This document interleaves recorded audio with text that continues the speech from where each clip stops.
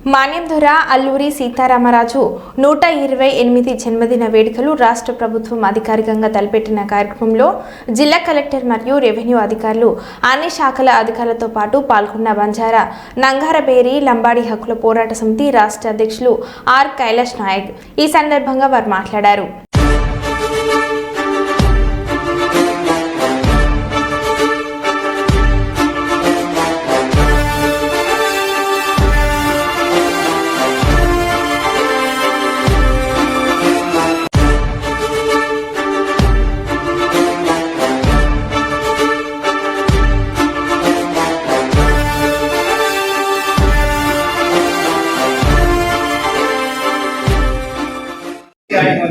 Video.